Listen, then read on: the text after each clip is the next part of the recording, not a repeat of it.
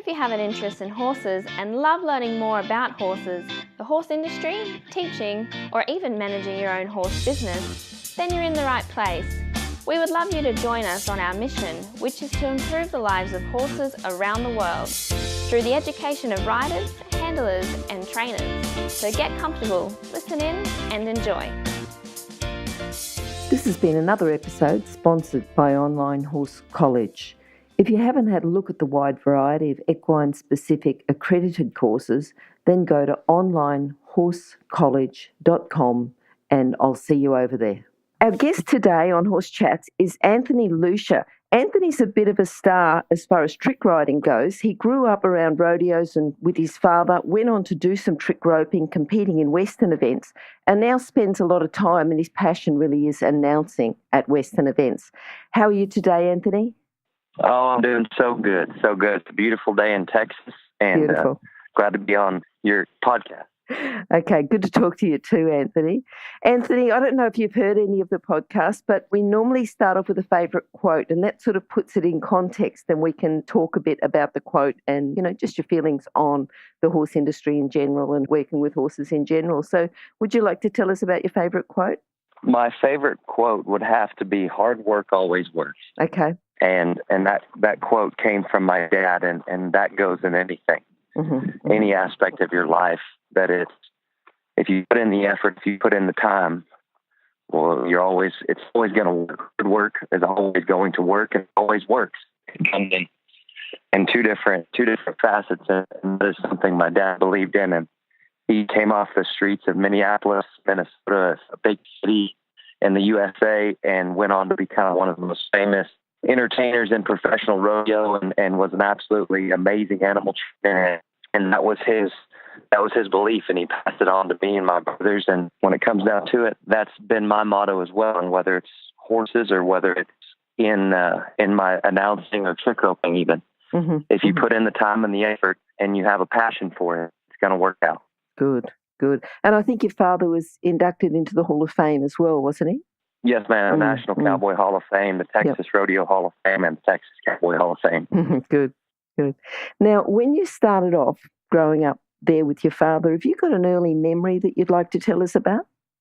Just something that stood out in your mind and may reflect on your favourite quote, may not, but just some sort of a memory there that you look back and think, right, well, that changed my life, or that built my character.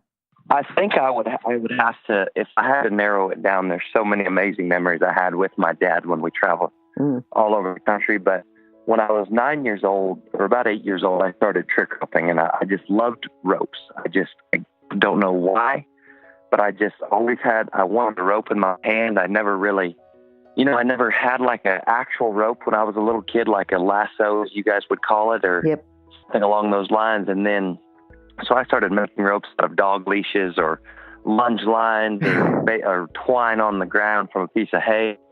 And then we were in California one year, and I started, one of our friends actually gave me a rope, and from there I started trick roping and playing with it, and I was able to make different things come to fruition. And was one of those things where for about a year I was able to refine my skills and get better with the trick rope, but there came a point where I was just good enough to show off with a trick rope, to make the little girls smile at me, or the other little kids think it was really cool. And my dad, he told me something. He said, there's a lot of people that can do what you do, but not a lot of people that can be great. And if you want to be great, then you're going to have to put the work in. And I was about probably 9 or 10 years old when he told me that. And it changed my life, because what it made me realize is I don't want to go through life being mediocre. I don't want to do things halfway. And basically, if I want to do something, I'm going to give it everything I've got. And then whether I succeed or whether I fail, at least I know that I gave everything I got. And so when I was probably 10 years old, I started trick roping, practicing every day and 3 or 4 hours a day, and imagining, thousands of people watching me, and imagining, my presentation in front of the people.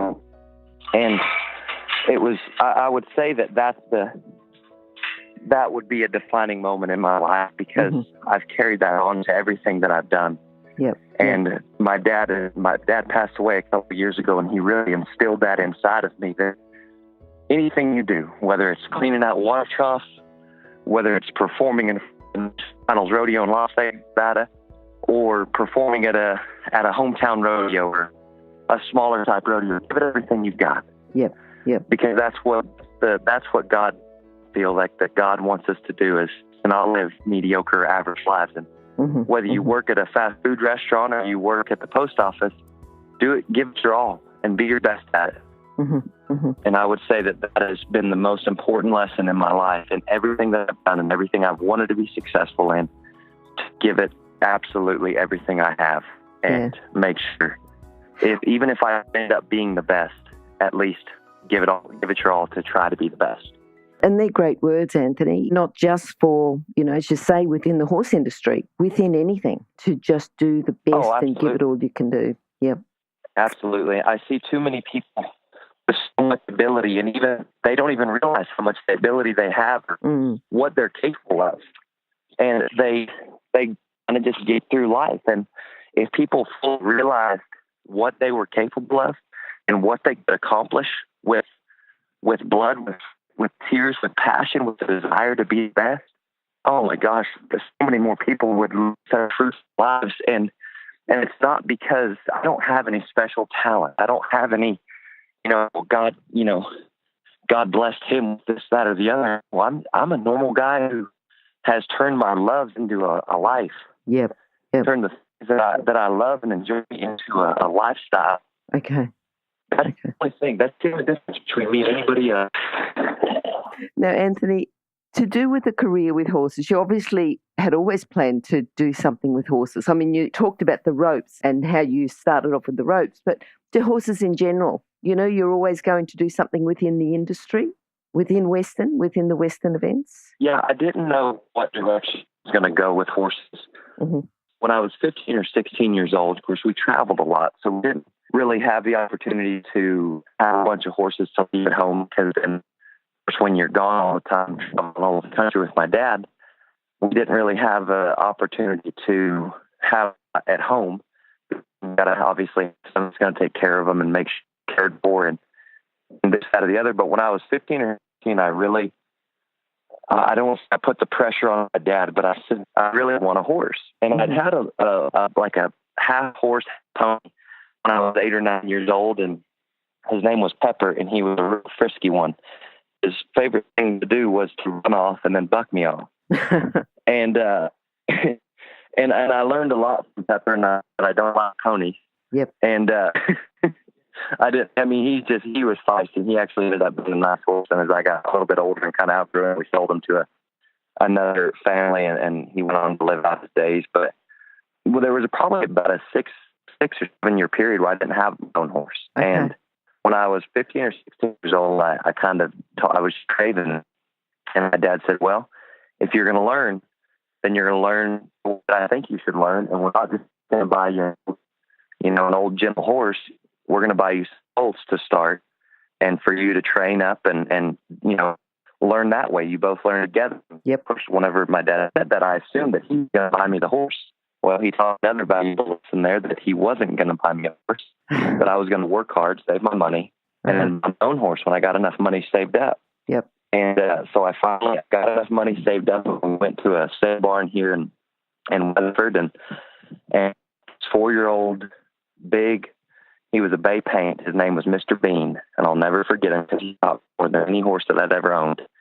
And we bought him, and of course he was barely started, and they rode him around a little bit. He looked like a nice horse. Well, when we got him home, we found out that apparently he had some home fluid put into his body, because he was nothing like the horse that we saw at the sale barn. Okay. And I think Dad might have known that, because the first time Mr. Bean bucked me off, my dad didn't seem that surprised. And I went on to, he was my first horse that I ever trained. And of course, I wasn't ever satisfied with just training to be good ranch horses or good cowboy horses where they had a nice handle on, they could spin and stop and swap leads and all that kind of stuff. And so Dad trained horses to be trick horses where they would do different massage movements and bow and all these different things and march. Yep. Yep. And so I trained Mr. Bean to bow and to lay down and do 2 different kinds of bows. And I actually sold that horse and made a very good profit on probably a year, 2 years after I bought him. Mm-hmm. And it was such an accomplishment to see that horse go on and do amazing things in the rodeo world. And they team roped on him. In fact, they used him at the national finals as a pickup horse, a pickup man horse, and quite a good feeling. So then took that money and reinvested it in more colts. And at that point, I got to where the wilder they were, the better I liked them, because they didn't come with any preconceived notions of humans. They were just wild. And so I started buying wild horses that, long yearlings that had never been touched. And you'd herd them in the trailer and bring them home and put them in a round pen and spend time with them. Yep. And I learned so many valuable lessons with time spent with any animal, whether it's a pet or whether it's a horse. The more time you spend with them, the better your relationship be with them, and the more love that you show them and the more consistency that you show, the better they're going to be, and they're going to reach their full potential. I think the same goes with humans. When you show that care to a human, when you show that love to a human, it helps them realize their full potential. And I think animals, the same way. Animals are one of the greatest blessings that God has ever given us. And the more love that you show them, the more kindness and the more consistency, a firm hand when they need it and a loving touch when they don't, that's when they can reach their full potential. And through the years and started a bunch of colts and would train them and get them to do some amazing things. And when I was 21 years old, I got tired of riding colts and I wanted to compete. And of course, I wanted to combine my love of a rope and my love of horses into one. And so I started team roping when I was 21. Mm-hmm. And it's been one of the most fulfilling things I've ever done, is being able to compete and, of course, earn my professional here in the U.S. and success. And horses are the lifeblood of our industry. And when it comes down to it, horses are the lifeblood of my life. What do you think's the best thing? You said about the horses, being in the horse industry, working in the horse industry is the horses. Is there anything else, or it's just all about the horses? What's the best thing about having horses in your life, or what are the best things of being in the horse industry? Within the industry itself. I would say the horse industry, in my opinion, has one of the best groups of people involved, whether it's the people producing events or whether it's people competing in events or whether it's fans, because we all have a shared appreciation and a shared love of our four-legged equine partners. And I would say that's probably the most, if I had to pinpoint one thing, I would say that's the most fulfilling thing about being in the horse industry. And that's why announcing has become a great passion, because I get to convey that love and appreciation of animals and the horses and the competitors and the sponsors and the fans and anybody and everyone involved. I get to convey that to our audiences and increase their knowledge about our sport and about the people and the animals within it. Mm-hmm. How did you start announcing? When was the first time you were announcing? Did you push yourself to offer your services to someone, or how did that come about? It kind of happened by default. So my dad, he had a monkey that rode a dog with whiplash. And then, of course, he had his forming horses in his glory. And I trick roped. And so what my dad realized is that we actually had the making of our own show. And of our own, own little show. And so what happened was when I was probably 18 years old, we started doing our own show, whether it be at fairs or major rodeos and different things like that. And what happened was my dad goes, well, you're going to be the announcer. You're going to trick rope and you're going to introduce, the dog and monkey, and you're going to help me do my horse act and different things like that. And that's kind of how I got my start announcing. And at first I was real reluctant to do it but then I kind of found that I had a knack for it. Yep. And I started to enjoy it. And of course, my dad always told me that I talked too much. And so it was one of those things where I realized that I could actually be good at talking too much and say a lot whenever I talk too much and get paid for it eventually. Yep. And so I always say I get paid for something my dad used to whip me for. And that's talking too much. And that's one of the things that I love about announcing and that whole, opportunity to do that. Yeah. And then from there, I got hired to host some fan zones. They had some different events, and so I learned kind of how to present things and talk about sponsors in just a conversational way, so it didn't seem personalized. And it just evolved from there. And then in 2010, I started working some junior rodeos and announcing open competitions and different things like that. And it's just grown from there. Okay, good. Wait, can you hear anything? No? That's because we're waiting for someone with a good quality horse product to be advertised here. If that's you, then contact us, horsechats@horsechats.com, and we'll send you the details. Thanks. What do you think then has been your biggest challenge? Thinking about someone else that would like to get into the industry and start to do some announcing, and whether they do it within the Western or within the English or within their particular niche within the horse industry. What do you think's going to for them? What's been your biggest challenge? So how could you fix that and make it a bit easier for someone else? It goes to my first thought and my first favorite, that hard work always works. Okay. The biggest challenge for people, especially in announcing, is they don't want to put in the work. Mm-hmm. And when it comes down to it, we have to educate ourselves, not on the history of our sport, whatever facet that we're announcing, but we have to educate ourselves on the competitors, the animals. We have to connect to an audience. We have to be able to present the sport that we love in a way that's entertaining, mm-hmm. and we'll convey our passion for what's happening in the arena. And when it comes to a challenge, the greatest challenge is going to be ourselves, because we're the ones that's going to put limit on our abilities. We're going to put limits on what we think we can do. But when it comes down to it, if you have the heart, if you have the try, if you have the determination, and you want to learn and have a spirit of learning and an open heart and an open mind and open ears, I don't think there shouldn't be any challenges. In any business, there's going to be challenges, growing pains, where sometimes you say things. I've said plenty of things. I've said plenty of things that I wish I could take back. You learn from, you better, you move on, and just try to continue to get better each and every time. And like I said, only limitations are the ones you put on yourself. Okay. All right. Now, thinking about what you've done so far within the horse industry, what do you think's been your proudest moment? My proudest moment with the competitor probably be there's a big team roping that actually stopped happening last year, called the George Strait Team Roping Classic. Yep. It's a very large team roping competition in San Antonio, Texas. They get about 650 to 700 of the very best teams in the world. And I had gotten a horse. His name was Hurricane. His name is Hurricane. He still lives at my house. But I'd gotten a horse in 2000, I would say, oh my goodness, I don't even remember what year it was. But when I got him, he was a troubled horse. Mm-hmm. He was a great team roping horse, had the potential to be a great team roping horse. He'd been abused, and he had been just put too hard, and his mind was a bit fried. And he would get fractious in the box. He would try to run by the steers. He would rear up and do all these crazy things. You couldn't put any protective boot on his legs because he had been abused so much that he was fearful. Mm. Well, so what happened? I spent time with him. I loved on him. He's looking at me right now, actually. Mm-hmm. He knows I'm talking about him. But I spent so much time with him, and we created a true bond.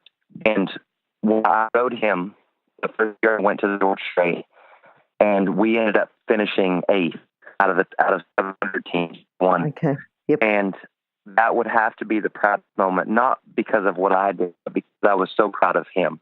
Okay. Because of what he had overcome and how he had just risen to his full potential. And really, I was so proud of him. Mm. And that would have to be one of the proudest moments in my horse experience, is seeing him fully rise to his potential. And that, and then I placed there multiple times, and we've won a lot of rodeos together and placed in a lot of really big rodeos. And so that's been, I would say, seeing my animals do good and seeing them reach their potential.